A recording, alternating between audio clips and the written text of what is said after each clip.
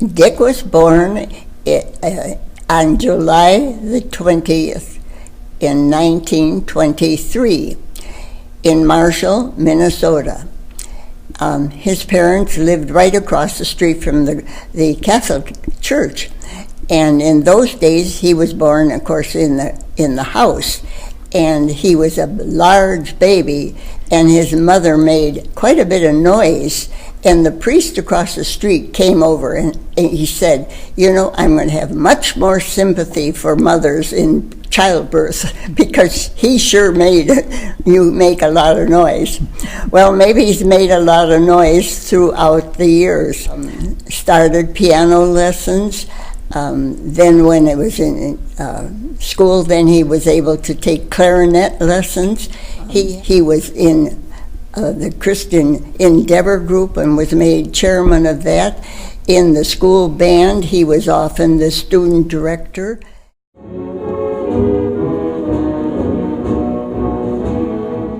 Now, when he went to Gustavus, his full intention was to be a band director because he admired his high school band director very much. Then he started teaching in Dassel, and of course he had the band, but he also had other academic subjects that he had to teach in those days. And the first year that he taught everything from elementary through graduation. His teaching place for lessons down in Isanti were under the stairwell by the furnace, and he would have the kids come there for their lessons. Well, eventually the schools grew, and he ended up as a high school band teacher, and that alone. But that was with the marching band and the bands that performed at the athletic things, and he thoroughly enjoyed that activity that allowed him to be involved in both sports and music.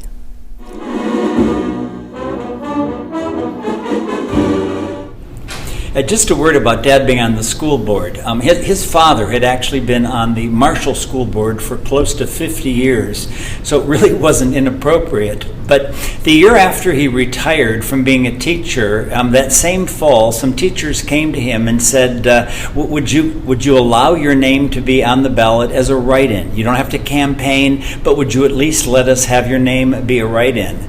And as it worked out, he actually won the election, and at the first meeting they met together, they made him the chair, and so it really was his joy to continue to serve Cambridge Isanti, on the board. Altogether, the time he spent serving the Cambridge school system would have been 50 years in total from when they.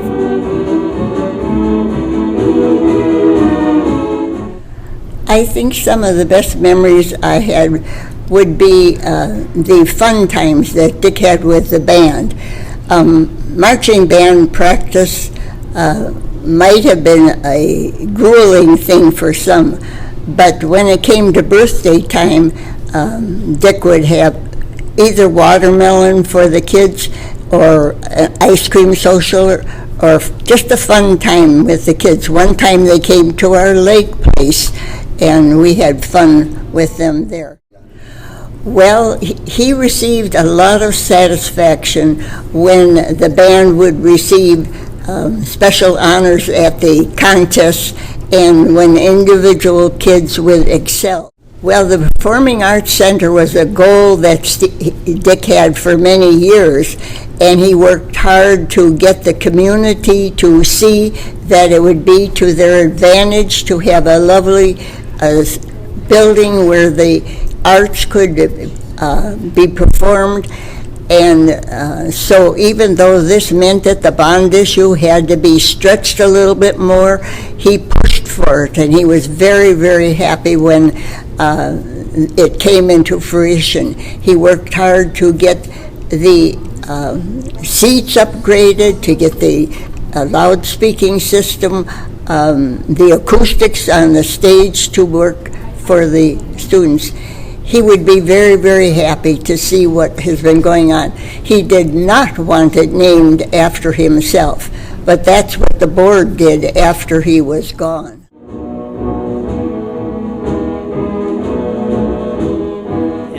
And Dad just really enjoyed the students. He enjoyed his colleagues. And I think if he could say thank you, he would say thank you to Cambridge Isante over many, many years.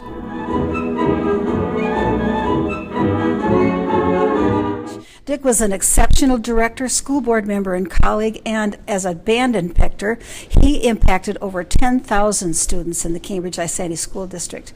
He was a caring educator who taught exceptional musicianship to his students and demanded their best efforts. He was also a mentor to several of us young band teachers to the district, including Eric Anderson, Cookie Karish, and myself. As a school board member and later chairman, he was a driving force in the creation of the Richard Hardy Performing Arts Center, an outstanding theater and performing arts center, which is probably one of the best in the state. He was never too busy to listen and respected the opinion of others. That's what a great strength of his on the school board and as a teacher. He's a very deserving person for a place in the Blue Jacket Hall of Fame.